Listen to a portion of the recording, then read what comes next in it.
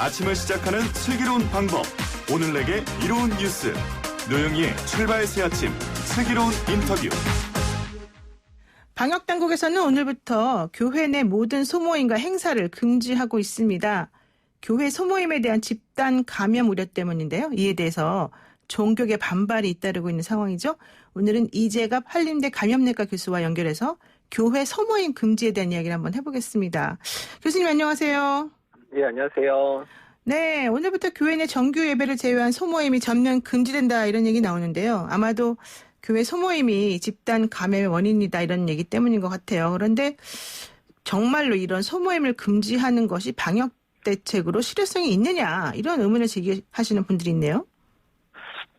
일단은 최근에 이제 교회 소모임하고 또 소규모 교회에서도 5월달에 좀 많이 환자가 발생을 했었잖아요. 네. 이제 그러다 보니까 이제 방역 당국 입장에서는 계속해서 이제 소규모 모임에서 환자가 발생을 하다 보니까 일단은 아마 첫 번째 조치인 것 같은데 특정 이제 시설이나 집단에 대해서 행정 조치하겠다 이제 이렇게 나온 거고요. 네. 네, 아마 이제 이런 기조가 계속 유지될 가능성이 높습니다. 그래서 집단 발병을 하는 곳이 있으면 평가를 하고 이게 개선의 여지가 없거나 또는 자체적으로 노력을 잘 안 하는 것 같다 그러면 이런 식으로 모임을 막을 가능성을 아마 이제 계속 이런 식으로 이제 넓혀갈 가능성이 높거든요. 네. 그러니까 사실 최초 이제 방문 판매와 관련돼 있는 쪽이 다 금지시켰었잖아요. 네. 근데 이제 그거 한 연장선상으로 교회 소규모 모임도 비슷하게 행정 조치를 한 것으로 생각이 됩니다. 그런데 사실은 이제 이재갑 교수님도 제가 알기로는 기독교 신자이신 걸로 알고 있는데 안수 집사시라면서요? 네, 맞습니다. 네. 그런데 이제 일부 기독교 내부에서는 왜 교회 소모임을 자꾸 금지시키느냐, 이거 종교 탄압이다, 뭐 이런 얘기 나옵니다. 이건 뭡니까? 일단 이제 교회에서 사실 뭐 이제 밤에 뭐 식당이나 유흥업소 가면 사람들 많이 모여서 이제 지내잖아요. 네. 거기서 이제 확진 환자도 많은데 왜 우리는 교회 안에서 건전하게 모이는데 왜 막냐 이런 이제 말씀을 하시기는 하는 것 같아요. 그러니까 뭐 사실 그 말씀도 뭐 그게 틀린 말씀은 아니기는 한데 다만 최근에 이제 그 수도권의 소규모 교회라든지 최근에 이제 소규모 모임에서 환자가 많이 발생했었을 때 교계에서 좀 먼저 나섰으면 어땠을까 생각이 좀 들거든요. 네. 그러니까 지금 수도권이나 뭐 강주나 대전처럼 환자가 많이 발생하는 지역이 있으니까 또 특히 소규모 예배나 소규모 모임 통해서 발생하니까 일단 한동안 그런 부분 자제하자. 또 식사 대접하는 부분도 좀 자제하자 이런 식으로 먼저 움직였었으면 일부러 정부가 이렇게까지 안 했지 않았을까 하는 그런 아쉬움이 좀 남기는 합니다. 그러니까는 종교 탄압이라는 것보다는 이제 집단 감염이나 이런 것들을 좀 막기 위해서 지역사회 감염을 막기 위한 고육지책이다 이렇게 보시는 입장이네요. 네, 그 사실 고육지책이기도 하고요. 또 소규모 모임을 막아서 교회 내에서의 그런 확산을 막는 이제 안전을 위한 조치라고 생각을 하시는 게 더 맞을 것 같아요. 왜냐하면 네. 교회 같은 경우는 이제 소규모 모임에서 환자가 발생했었을 때 이분들이 만약에 대규모로 드리는 예배에 들어가서 전파를 시키게 되면 또 대규모 집단 발생도 할 수 있는 그런 거잖아요. 그렇죠. 사실 이제 관악구에 있었던 한 교회 같은 경우도 사실 소규모 모임에서 시작돼서 이제 한 30여 명 넘는 확진자가 나왔던 것처럼 그렇기 때문에 그런 연쇄적인 그런 발병의 양상을 띌 수 있기 때문에 그 안전조치의 개념으로 한 거지 뭐 종교를 탄압하려거나 이랬던 건 아니라고 생각이 들고요. 아마 다른 종교에서도 이제 이런 상황이 발생하면 비슷한 조치를 하게 될 것 같거든요. 네. 자, 그런데요. 이런 얘기도 생각해 볼 수 있을 것 같아요. 유독 왜 교회 소모임만 못하게 하나, 성당이나 절에 대해서는 왜 말도 안 하고 있느냐. 이건 어떻게 보십니까? 일단은 그 천주교는 저도 이제 뉴스로만 본 거긴 하지만 천주교는 이 상황에 대해서 일단은 소모임 자제하겠다 이렇게 발표를 한 거로 저는 어제 뉴스를 보긴 봤는데 어쨌든 그 부분을 확인은 해야 되겠지만 그다음에 최근에 이제 대전 같은 경우는 일부 사찰과 연관돼서 발생도 했었으니까 근데 이 상황도 만약에 같은 맥락이라는 겁니다. 그러니까 이쪽에서 계속 그런 상황이 벌어지게 되면 마찬가지 조치를 하게 할 거거든요. 그래서 이제 어떻든 간에 앞으로의 정부의 기조가 이럴 겁니다. 집단 발병이 일어나면 그 집단 발병이 일어나는 시설 또는 집단에 대해서 그 위험도 평가를 하고 이게 개선하기가 어렵다거나 너무 계속해서 집단 발병이 되면 계속 이런 식으로 행정 조치를 이어가는 방식으로 이제 정부가의 방향을 결정한 상황이거든요. 네. 예. 그렇다면 뭐 왜 우리만 그러십니까? 이런 질문을 안 하는 게 낫겠다 이렇게 지금 보여지네요. 좀 안타깝긴 하지만 지금 상황에서는 어떻든 이런 비슷한 상황이 발생하는 모든 집단과 시설에는 비슷한 조치가 내려질 상황입니다. 네, 그렇군요. 자, 그리고요.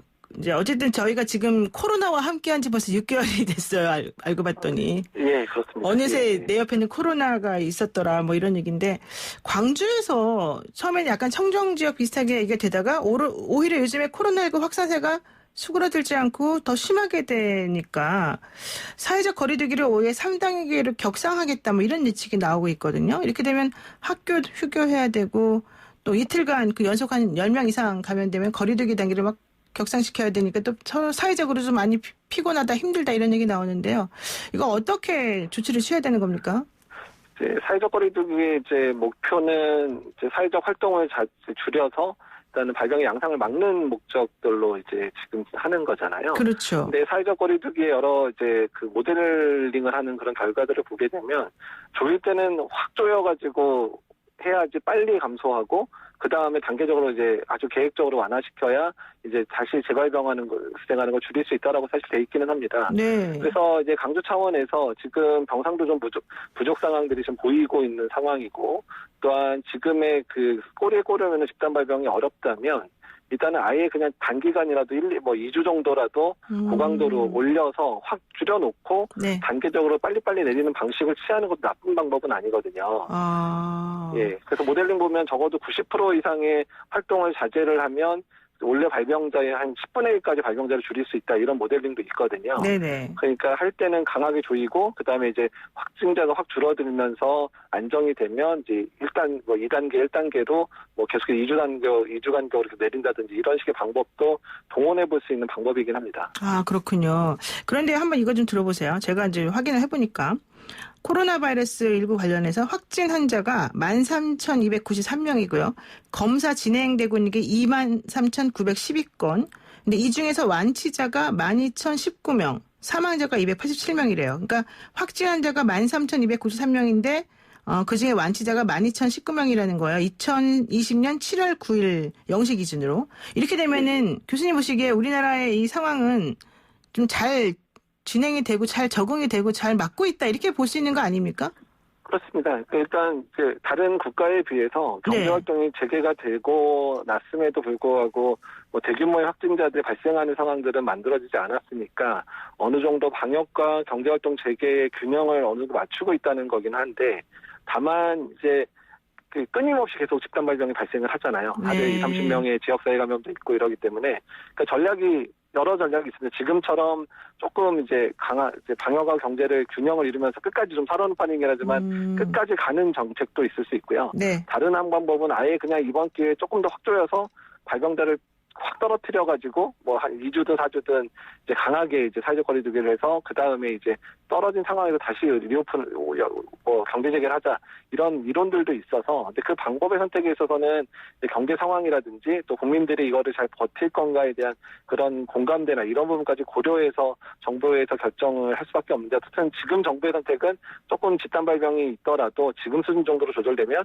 끝까지 밀어붙여보자 이런 식의 기조를 가지고 있는 것 같긴 합니다. 네, 그러니까 아직까지는 지금 정부가 좀 통제할 수 있는 수준이니까 이 수준을 조금 한번 유지해보자라는 생각이긴 한 것 같은데 그래도 앞으로 조금 더 상황을 좀 보고 나서 또 유연하게 대처할 가능성은 있다 이거군요. 네, 자, 그런데요. 질본에서 얘기하고 있는 것 중에 하나가요. 우리나라에서 개발 중인 이 코로나19 항체 치료제가 변종 G6, G614 이 바이러스를 무력화시키는 효과를 나타냈다 이겁니다. 그러면 국내 치료제 개발이 성공을 거둔 것이다 이렇게 봐도 되는 걸까요? 그러니까 치료 효과를 그러니까 지금 현재 그런 단계는 이제 그 실험실에서의 수준 정도의 단계이기 때문에 실험실에서 실제 이제 감염자에서 임상 연구가 7월 중에 이제 시작이 됩니다. 일상 연구가 시작이 되니까 실제 인체에 투여했을 때 치료 효과가 있는지까지 이제 검증이 돼야 이제 확실하게 되는 건데 일단은 그 실험 결과만으로도 상당히 고무적이어서 일종의 유전적 변이가 좀 있더라도 효과는 남아있다라는 걸 증명해낸 상황이기 때문에 그래서 사람 대상의 연구에서도 좋은 결과가 있기를 좀 기대하고 있는 상황입니다. 지금 변종 바이러스가 많이 나타나고 있네요, 코로나가? 그러니까 이제 계속해서 조금씩 RNA 바이러스다 보니까 변종이 조금씩 발생을 하는데 그러니까 이제 유전적 변이가 있더라도 이게 정말 이 바이러스의 성질을 바꾸거나 전파력을 바꾸거나 뭐 치명률을 바꾸거나 하는 수준 정도인지는 사실 실제 감염자들의 패턴들을 보고 확인해야 되는데 일단은 변이는 계속 일어나고 있지만 아직까지 그런 아주 대대적인 형태의 그런 변화가 있을 정도는 아직은 아닌 것 같다 정도가 지금 뭐 바이러스 학자나 감염학자들의 공통적인 의견입니다. 네, 그렇군요.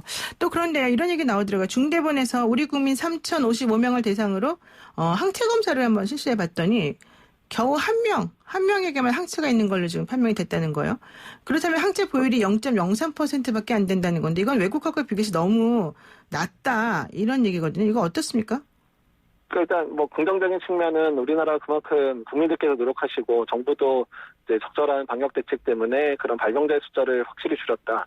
그리고 이제 숨겨진 감염자도 그렇게 많지는 않은 것 같다라고 이제 얘기할 수 있는 결과고요. 네. 또 이제 약간 좀 부정적인 표현하기도 그렇지만 앞으로 우리나라에 감염될 사람이 정말 많다는 거기 때문에 어떻든 2차 유행이나 이런 부분을 철저히 준비를 해야 된다.